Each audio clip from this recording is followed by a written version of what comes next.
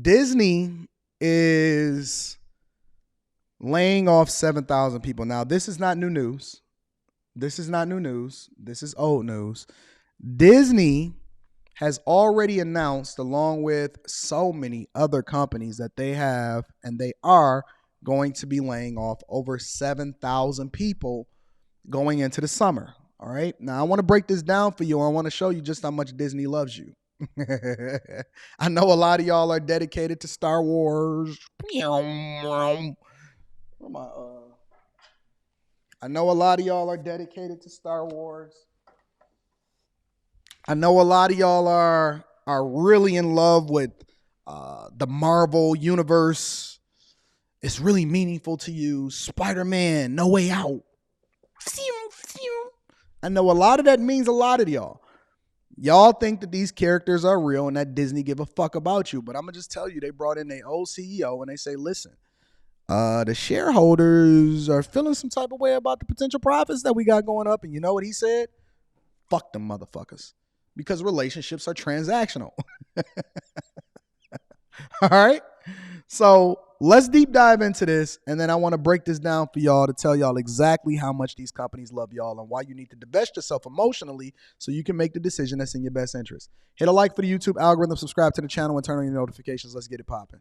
We got to start with the latest developments out of Disney. CEO Bob Iger announcing the start of mass layoffs this week. The company is cutting a total of 7,000 workers as it looks to slash $5.5 billion in costs. Yahoo Finance's Alexandra Canal following this story for us. And Ali, what do we know about this first round of layoffs? So we already knew that these layoffs were coming. This was announced when Disney announced earnings on February 8th, which is why I don't think we saw an immediate reaction to the stock price. But shares are moving a bit higher right now, up about 2%.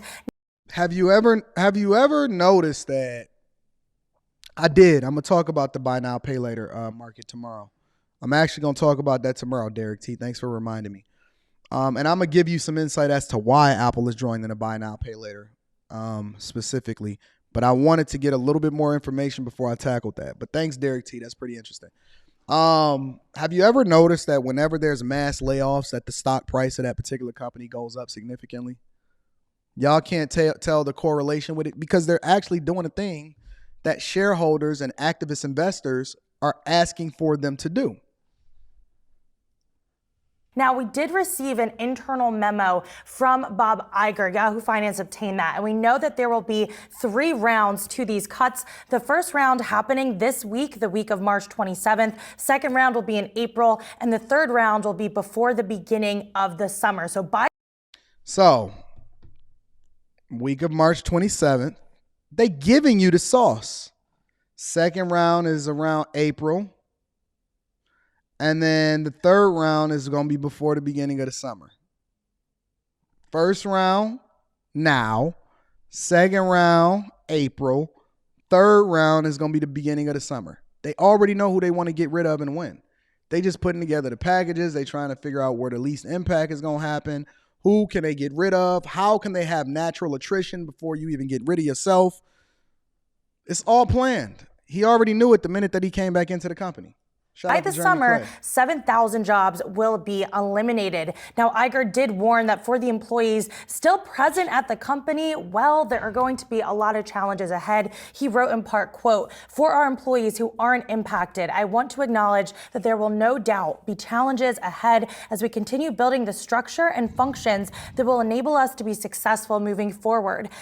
Now, let's go back and reread that for a second. He says, there's going to be challenges ahead for our employees who aren't impacted. Let me translate that for you. Slow it down. I just dissed you. He's saying, first and foremost, it's a strong possibility that if we don't get this company turned back around and y'all don't double up y'all workload in order to take care of business, there's going to be another round of layoffs. You ain't hearing me. You not hearing me. You think that this is a motivational letter and memo that he's sending out to the people. He said, listen, we got a lot of work ahead of us. Y'all not even really paying attention to the finances of Disney. Did y'all know how much debt Disney took on when they tried to battle Netflix in the streaming wars? And how much money they lost when they decided to battle Netflix in the streaming wars? You thought that this was just about the recession? People are signing up more and more than ever for streaming. Disney is making record profits back at their parks. They lost a lot of money during the pandemic when everything shut down. They went into a war with the Florida governor, and the governor kicked their ass, right? But more importantly, they took on billions, and I'm talking about tens, 20s of billions of dollars. And this is why y'all need to understand the companies instead of just going off of whether or not you like Marvel. Pew, pew, Spider-Man is fighting Iron Man at the same time. Y'all need to start paying attention to whether or not these profit sheets, margins, what it is that they buying, how their competition is moving against them, whether or not they have to take their content off of other platforms, which they make a lot of money when it comes to licensing, right? Because when they had their stuff on Netflix, when they had their stuff on these other platforms, when the TV companies and these cable companies were showing this stuff on TV, they were making millions and millions and millions and billions of dollars off of licensing their content out to other content creators. Now, because they tried to pivot, because they was trying to build the metaverse, because they was trying to make sure that they competed against Netflix, and Netflix is still kicking ass and taking names, and they didn't know that Apple TV Plus and Paramount and Amazon is being shored up because all of these other companies have, think about it like this. Netflix is the leader, and their core business is subscriptions, which means that because they already have the lead, the only thing that they got to do is not do what Blockbuster did and fumble the bag, in which that's what they're doing. They continuing to create original content. They've been doing it for a long time, understanding that people were going to cut the cord. And then they also license some other content out in order to continue to make sure that they add value to shareholders while cutting the cord for some other people and adding advertisements into their business. Fundamentally, solid company. I love Netflix, been invested in Netflix for a long time. This is not financial advice. This is just me giving you what it is that I do, okay? Then you have these other players such as Apple, right? When you look at an Apple and you look at an Amazon, what you're seeing are businesses that are willing to take the losses on the front end in order to continue to compete with businesses that are being brought up as startup companies within that culture. Earlier this week, y'all got bored when we was talking about the Ford EV business. I was really breaking down to you company culture across the board, helping you to understand why certain businesses are willing to lose on the front end in order to really continue to shore up other things on the back end. So for example, and I'm going to relate it back to you, this is the sauce that they're not giving you. When you talk about Ford's EV business, for example, it is losing on average between $2 to $3 billion a year, right? A lot of people will say, oh my God, EV business, we need to pull out.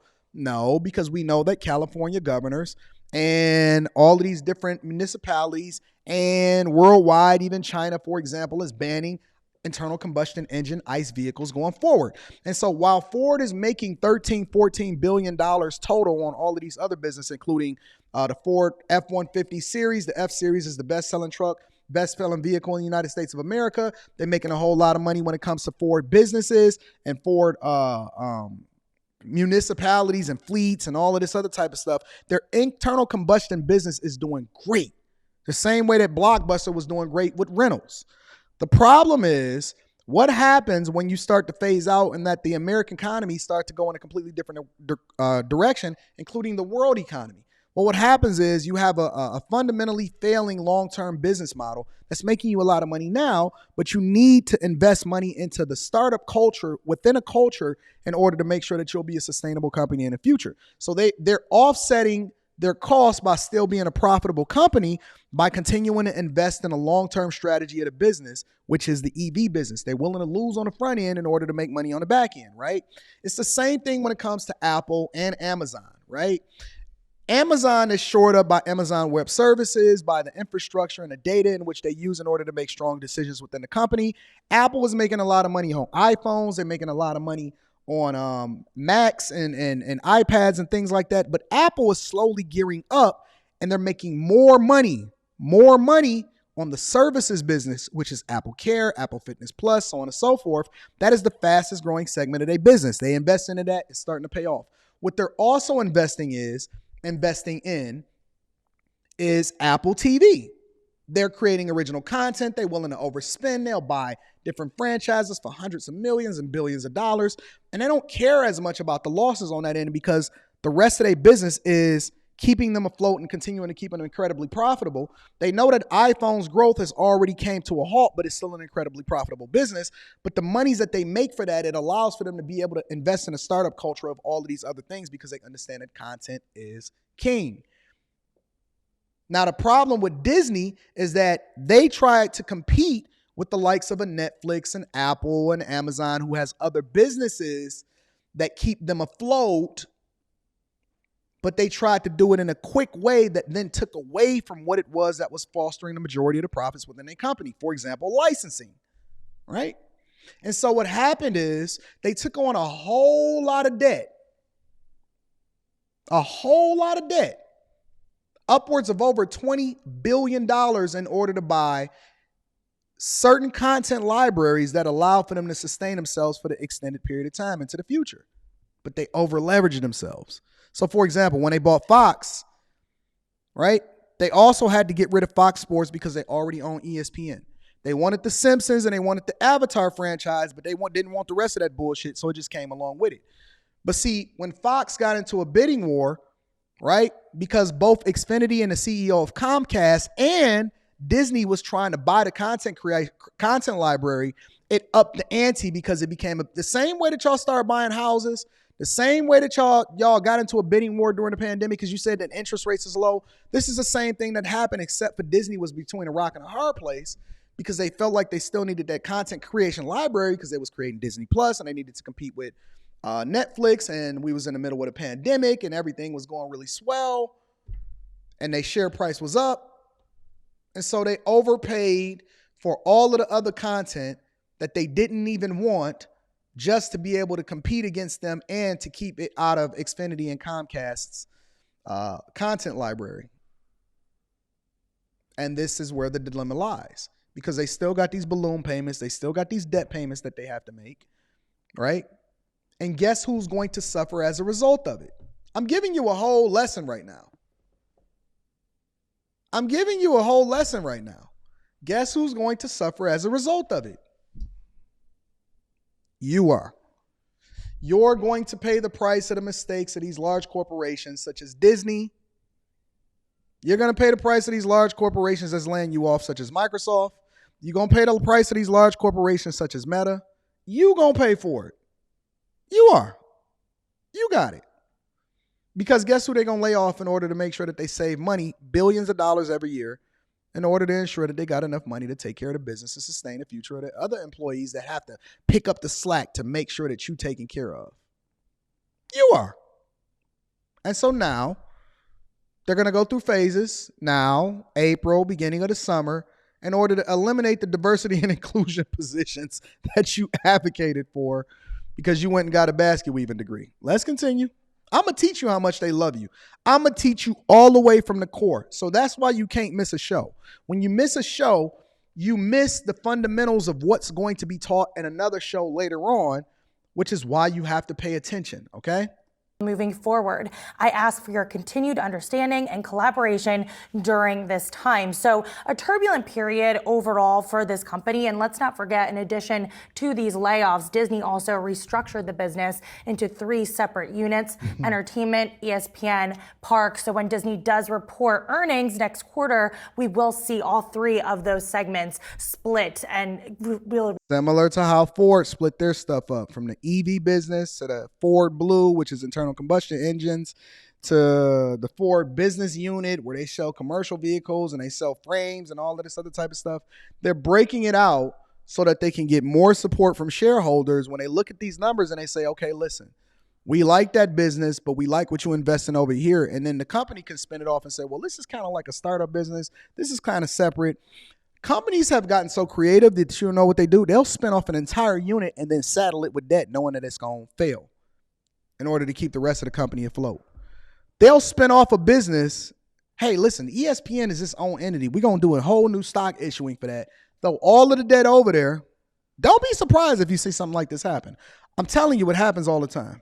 Be receiving the details when it comes to revenue subscribers, which I do think analysts and investors alike are really curious about, especially with ESPN and how sports rights has just ballooned. Yeah, I couldn't agree with that more. I really want to get a glimpse, being a sports fan, of just how much they are contributing to the bottom line there. Obviously, Parks we know is, but ESPN needs to be separated to get like Amazon did with Twitch. You are correct.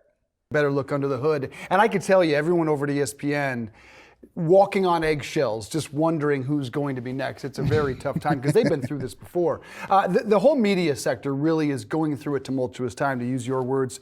Who else is undergoing a similar transition, and what does it tell us about the year ahead? We've really seen this across the board, right? Paramount restructuring its business to combo with Showtime. Warner Brothers Discovery, that is a business that's dealt with multiple merger-related challenges. But in the latest earnings report, CEO David Zaslav said that the bulk of their restructuring is behind them. We've seen Netflix roll out several revenue initiatives, like its crackdown on password sharing, ad-supported. So this is something that all media companies are leaning into right now, this promise that better days are ahead in 2023, that we're going to be seeing these peak losses. And that's because of these layoffs. That's because of these restructuring efforts. So that is really the vibe right now on Wall Street, within the media landscape. And this comes after 2022. The stock market wiped $500 billion off of the top media and entertainment companies. So what shareholders want to see, and I'm about to read y'all super chat. Shout out to Ronnie Robinson. What shareholders want to see is growth and profitability. If you are not profitable, they want to see a path to profitability, similar to Tesla, right?